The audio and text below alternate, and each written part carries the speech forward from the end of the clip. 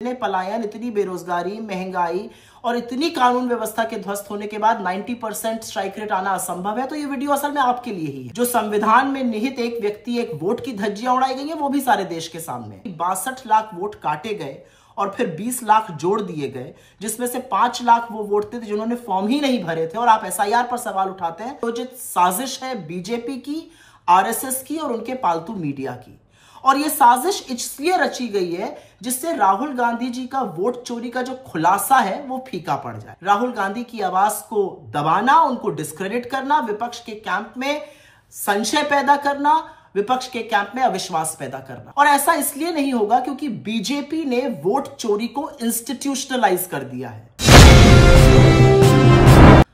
2 शब्द राहुल गांधी पे कहना चाहती हूं, लेकिन अगर आप उन लोगों में से हैं जिनको लगता है कि बिहार में पूरी तरह से निष्पक्ष चुनाव हुआ है, स्वतंत्र चुनाव हुआ है, पूरा ट्रांसपेरेंट और इंडिपेंडेंट प्रोसेस रहा है, तो आप ये वीडियो बिल्कुल मत देखिए, क्योंकि ये वीडियो आपके लिए नहीं है। लेकिन अगर आप उन लोगों में से हैं जिनके अंदर ये समझदारी है, जिनको समझ में आ रहा है, जो देख रहे हैं और ये मानने को तैयार नहीं है कि 90% से ज्यादा स्ट्राइक रेट बीजेपी और उनके घटक दलों का नहीं हो सकता है, तो इस वीडियो को अवश्य सुनिए। अगर आपके मन में भी यह सवाल आता है कि इतने पलायन, इतनी बेरोजगारी, महंगाई और इतनी कानून व्यवस्था के ध्वस्त होने के बाद 90% स्ट्राइक रेट आना असंभव है, तो यह वीडियो असल में आपके लिए ही है।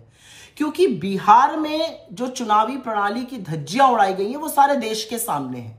जो संविधान में निहित एक व्यक्ति एक वोट की धज्जियां उड़ाई गई हैं वो भी सारे देश के सामने है। बिहार में जिस तरह से बीजेपी के पदाधिकारियों ने, नेताओं ने, कार्यकर्ताओं ने एक से ज्यादा जगह वोट डाले, उसके सबूत सोशल मीडिया पर हर जगह हैं। ये तो कुछ सबूत सामने आ गए, कितने ही और लोगों ने ये किया है अभी हमें नहीं पता है।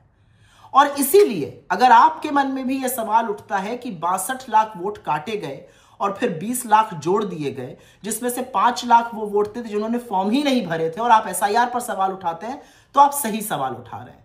अगर आपके मन में भी यह सवाल उठता है कि 6 अक्टूबर को इलेक्शन अनाउंस करते हुए ज्ञानेश कुमार जी 7 करोड़ 42 लाख वोटर की बात करते हैं, जो जादू से 11 नवंबर को 7 करोड़ 45 लाख हो जाता है। और अगर आपके मन में सवाल आता है कि 3 लाख कैसे बढ़ गए, तो सही सवाल आ रहा है।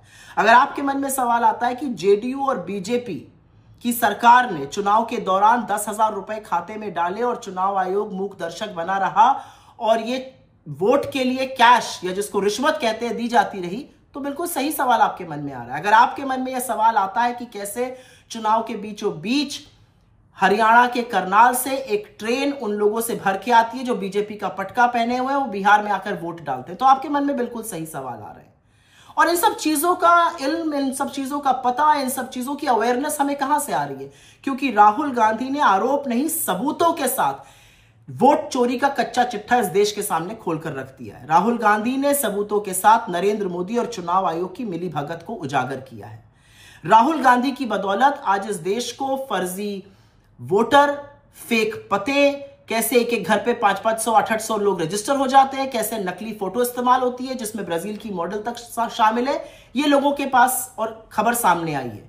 ये राहुल गांधी की बदौलत है कि एक्चुअली इतने खुलासों के बाद मेन स्ट्रीम मीडिया और डिजिटल मीडिया के साथ ही जो फील्ड पर गए उन्होंने और उदाहरण लाके सामने रखे। ये राहुल गांधी की बदौलत है कि अगर एक व्यक्ति एक जगह से ज्यादा वोट करता हुआ पाया गया तो उसके फोटो, उसके वीडियो लोगों ने साझा किए सोशल मीडिया पे। ये उनकी बदौलत है कि लोगों को लगा वोट चोरी हो रही है और अगर किसी बूथ पर अनियमितता हो रही है तो उसको बढ़ चढ़ कर बोला गया।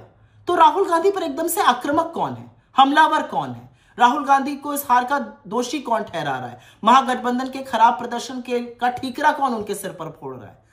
हो सकता है अनभिज्ञता में आप कर रहे हो, लेकिन असल में यह बहुत सोची समझी सुनियोजित साजिश है बीजेपी की, आरएसएस की और उनके पालतू मीडिया की।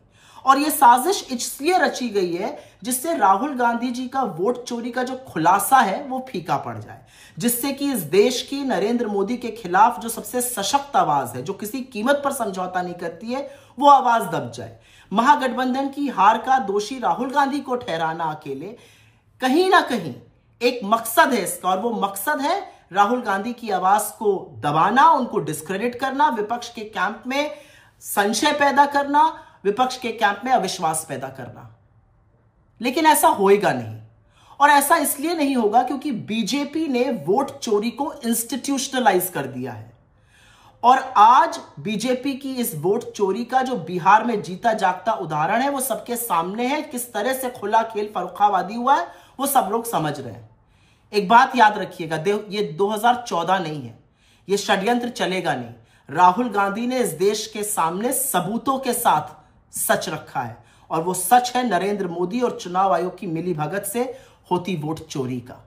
और एक बात और याद रखिएगा, बीजेपी जो मन आए कर ले, जितना मन आए झूठ परोस ले, भांडा जरूर फूटेगा, क्योंकि सच और सूरज की एक ताकत होती है, वो निकलते जरूर है। और फिर सच का एक ही सिपाही चाहे अकेले क्यों ना खड़ा हो। To Rahul Gandhi's credit, the country knows about vote chori today. The country knows how the system is being manipulated. The country knows what has happened in Bihar. And which is why to hold him responsible is what the BJP is doing. Don't fall in their false narrative.